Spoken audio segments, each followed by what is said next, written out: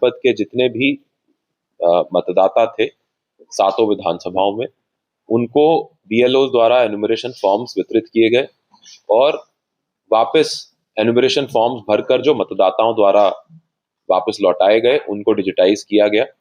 और उसके क्रम में आज 6 जनवरी 2026 को जो ड्राफ्ट इलेक्टोरल रोल है उसका पब्लिकेशन हो रहा है। हमारे जनपद के समस्त बूथों पर हमारे सभी बीएलओ जो हैं ये ड्राफ्ट रोल का पब्लिकेशन कर रहे हैं, जिसके अंतर्गत जो वर्तमान ड्राफ्ट मतदाता सूचियां हैं उनको चस्पा किया जा रहा है विभिन्न बूथों पर।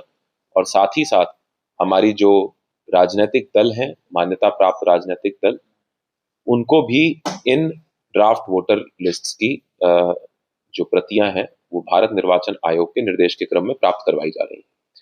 मैं अब इसमें जो आगे के कुछ कार्यक्रम हैं और साथ में जो कुछ सूचनाएं हैं वो सभी के साथ साझा कर रहा हूं।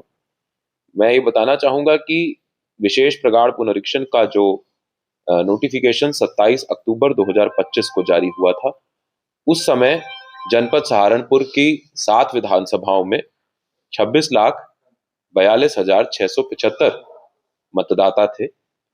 इसमें से 22,10,141 मतदाताओं के जो एनुमरेशन फॉर्म्स हैं वो वापस प्राप्त हुए और उनको डिजिटाइज करके ड्राफ्ट रोल में शामिल किया गया है। इसमें विभिन्न कारणों से जो मतदाताओं के नाम हमारे ड्राफ्ट में शामिल नहीं हुए हैं उनकी सूचना निम्न प्रकार है। 74,666 वोटर जो हैं वो मृतक पाए गए। इसके अतिरिक्त लगभग 2,05,472 वोटर जो हैं वो अपने जो पुराना उनका जो वोट जहां बना हुआ था उस स्थल से परमानेंटली शिफ्टेड पाए गए। 47,549 वोटर जो हैं वो डुप्लीकेट थे, उनका ऑलरेडी किसी ना किसी अन्य स्थान पर अपना नाम उनका दर्ज था, जिस कारण से उनको भी हटाया गया। 90,013 वोटर जो हैं वो ऐसे थे जो एब्सेंट थे, अनट्रेसेबल थे, यानी कि वो उनके निवास स्थल पर जब पता किया गया तो बीएलओ ऐसे वोटर्स को नहीं ढूंढ पाए। और 14,834 अन्य कारणों से, जिसमें कि मुख्यतः वो लोग शामिल हैं जो जिनको एनुमरेशन फॉर्म दिए गए लेकिन उन्होंने उन फॉर्म्स को भरकर नहीं दिया। कम से कम 3 बार उनको प्रयास किया गया उनसे बात करने का, उनको उनके घर पर जाने का बीएलओ द्वारा, लेकिन उनके द्वारा नहीं दिया गया फॉर्म। और ये कुल 4,32,534 इस प्रकार से जो मतदाता हैं वो कम हुए हैं।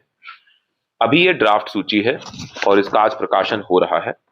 अब 6 जनवरी 2026 यानी आज से लेकर 6 फरवरी 2026 एक महीने तक क्लेम्स एंड ऑब्जेक्शंस फाइल किए जा सकते हैं इस मतदाता सूची पर। यानी कि अगर किसी व्यक्ति को लगता है कि उसका नाम मतदाता सूची में होना चाहिए था लेकिन नहीं है, तो वो फॉर्म 6 भर के अपना क्लेम डाल सकता है। और अगर कोई ऑब्जेक्शन करना चाहता है कि कोई मतदाता जिसका नाम नहीं होना चाहिए था उसका मतदाता का नाम ड्राफ्ट सूची में आ गया है, तो वो फॉर्म 7 भर के अपना ऑब्जेक्शन फाइल कर सकता है। ये ऑब्जेक्शंस फाइल करने के लिए संबंधित हमारी सभी विधानसभाओं में हम लोगों ने एईआरओस की तैनाती, अतिरिक्त एईआरओस की तैनाती की है और इन एईआरओस के द्वारा प्रतिदिन सुनवाई की जाएगी और ये क्लेम्स एंड ऑब्जेक्शंस जो हैं ये लिए जाएंगे। और इन क्लेम्स एंड ऑब्जेक्शंस पर सुनवाई करते हुए इनको डिस्पोज करने का समय जो है वो 27 फरवरी 2026 तक का है। इसी के साथ साथ ऐसे मतदाता जिन्होंने एन्यूमरेशन फेज के दौरान अपना जो 2003 की मतदाता सूची जो पिछला एसआईआर यूपी में हुआ था उसके साथ कोई मैपिंग नहीं कराई गई, उन लोगों को नोटिस इशू किए जाएंगे। ये नोटिसेस भी आज से इशू होने प्रारंभ होंगे। हमारे बीएलओ जो हैं वो नोटिस इशू कर जो नोटिस जारी होंगे वो संबंधित मतदाता को रिसीव करवाएंगे। वो मतदाता को एक तिथि दी जाएगी जिस पर एईआरओ सुनवाई करेंगे। मतदाता उस तिथि पर एईआरओ के कार्यालय में आकर अपना जो डॉक्यूमेंट्स हैं वो प्रस्तुत कर सकते हैं। इसके लिए भारत निर्वाचन आयोग के जो नोटिफिकेशन है पूर्व में जारी हुए उसमें डॉक्यूमेंट्स, कौन कौन से डॉक्यूमेंट्स इसमें अलाउड हैं, उनकी सूची पहले ही दी जा चुकी है। और यदि वोटर चाहे तो नोटिस प्राप्त करते समय उसी समय बीएलओ को, अगर उसके पास वो डॉक्यूमेंट हैंडी अवेलेबल है, तो वो उसी समय भी बीएलओ को डॉक्यूमेंट रिसीव करा सकता है। तो ऐसी स्थिति में यदि एईआरओ उन डॉक्यूमेंट्स की जो को सत्यापित करके उनको उचित पाते हैं, तो फिर सुनवाई, जो व्यक्तिगत सुनवाई है, उसकी आवश्यकता नहीं पड़ेगी। मैं इसमें यह भी अवगत करवाना चाहता हूं कि इस दौरान जो हमारे 18 वर्ष की आयु 1 जनवरी 2026 को जिनकी पूरी हो रही है या हो गई है, वो वोटर्स, और साथ ही साथ जो अग्रिम एडवांस फॉर्म 6 भरा जाता है, जिसमें 1 अप्रैल 2026, 1 जुलाई 2026, 1 अक्टूबर 2026, इन तिथियों पर जिन जिन लोगों की आयु 18 वर्ष की पूरी होने जा रही है और वो मतदाता बनने के लिए पात्र हैं, वो लोग भी अपना फॉर्म 6 भर सकते हैं। फॉर्म 6 के साथ साथ उनको एक डिक्लेरेशन फॉर्म भी भरना है, जिसमें वो ये डिक्लेयर करते हैं कि वो भारत के नागरिक हैं, उनका ऑलरेडी किसी अन्य जगह पर वोटर सूची में नाम नहीं है, और साथ में वो जो भारत निर्वाचन आयोग के द्वारा एक सूची दी गई है 13 अभिलेखों की, उन अभिलेखों में से अभिलेख प्रस्तुत करते हुए साथ में फॉर्म 6 वो भर सकते हैं। और मैं ये भी अवगत कराना चाहता हूं कि इसी बीच में बूथों का पुनः संभाजन इत्यादि भी किया गया है।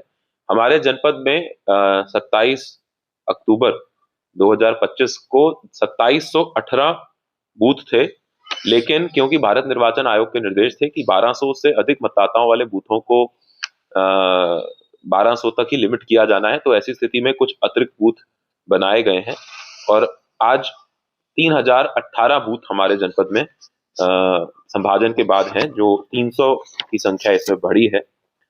और इन सभी बूथों पर नए बीएलओस और आवश्यकता अनुसार सुपरवाइजर्स हम लोगों के द्वारा तैनात कर दिए गए हैं, और अब जो भी ड्राफ्ट रोल पब्लिकेशन हो रहा है वो इन नए बूथों की सूची के अनुसार ही किया जा रहा है। क्योंकि अभी ये प्रक्रिया जो है ये 27 फरवरी 2026 तक नोटिस इशू करना, उन नोटिस पर सुनवाई करना, डॉक्यूमेंट्स का सत्यापन करना, और जो अन्य फॉर्म 6, फॉर्म 7 के माध्यम से क्लेम्स और ऑब्जेक्शंस आएंगे, उनकी जांच करने का काम 27 फरवरी तक चलेगा। तो इसमें सभी राजनीतिक दलों की सहभागिता और हमारे सभी वोटर्स और सभी नागरिकों की सहभागिता भी अति आवश्यक है, और मैं अनुरोध करता हूं कि वो लोग इस पूरे अभियान में, इस पूरे कार्यक्रम में बढ़ चढ़कर हिस्सा लें, ताकि ये पूरी गतिविधि जो है वो प्रॉपरली की जा सके। तो भारत के लोग जो विदेश में रह रहे हैं वो किस प्रकार से? देखिए, यदि कोई व्यक्ति भारत का नागरिक है और भारत की नागरिकता उसके द्वारा नहीं छोड़ी गई है, लेकिन वो विदेश में रहता है, तो उसके द्वारा फॉर्म 6A भर के जो उसके पासपोर्ट पर उसका एड्रेस अंकित है, उस एड्रेस पर उसका वोट फॉर्म 6A के माध्यम से भरा जा सकता है। सामान्य वोटर जो है वो फॉर्म 6 के माध्यम से बनते हैं, लेकिन यदि कोई व्यक्ति भारत का नागरिक है लेकिन वो सामान्य निवासी अब अपने भारतीय पते पर नहीं है और वो सामान्यतः किसी अन्य देश में रह रहा है, तो ऐसी स्थिति में उसकी ये जिम्मेदारी है कि वो अपना सामान्य वोट और सामान्य एपिक कार्ड को जमा करवाए और फॉर्म 6A के माध्यम से वो एनआरआई वोटर के रूप में अपने आप को दर्ज करे। सर, जो लोग गांव से शहर में रह रहे हैं वो इस कारण नहीं वोट फार्म भर रहे हैं कि गांव से प्रॉपर्टी में उनका नाम न कट जाए, उनके लिए क्या कुछ प्रावधान है? देखिए, मतदाता सूची का प्रॉपर्टी इत्यादि से कोई लेना देना नहीं होता है। कोई व्यक्ति, किसी की व्यक्ति की प्रॉपर्टीज एक से अधिक स्थानों पर हो सकती है, इससे ये आवश्यक नहीं है कि वो उन सभी स्थानों पर मतदाता बनता है। मतदाता वो व्यक्ति वहीं बन सकता है जहां पे सामान्यता वो निवास कर रहा हो। अगर वो शहर में सामान्यता निवास कर रहा है तो वो शहर में वोटर बनना चाहिए, और अगर वो ग्रामीण क्षेत्र में सामान्य निवासी है तो ग्रामीण क्षेत्र में बनना चाहिए। अगर किसी ने सिर्फ के माध्यम से अपना वोट बढ़वा लिया है तो उसे वोट डालने के लिए किस प्रोसीजर से गुजरना है? देखिए, वो अगर 6A के माध्यम से कोई व्यक्ति वोटर बनता है तो वो किसी भी अन्य सामान्य वोटर के भांति ही वो अपना वोट डालने के लिए भारत आ सकता है और आके अपना वोट कास्ट कर सकता है। किराएदार है, इनका स्थायी पता नहीं है, उनके लिए क्या सुविधा है? देखिए, मैंने जैसा बोला कि किराएदार जो व्यक्ति हैं वो भी अपने सामान्य पते पे, जो सामान्य निवास का पता है, चाहे वो किराए का घर हो या चाहे उनका अपना घर हो, उस पर रहते हुए अपना वोट बनवा सकते हैं।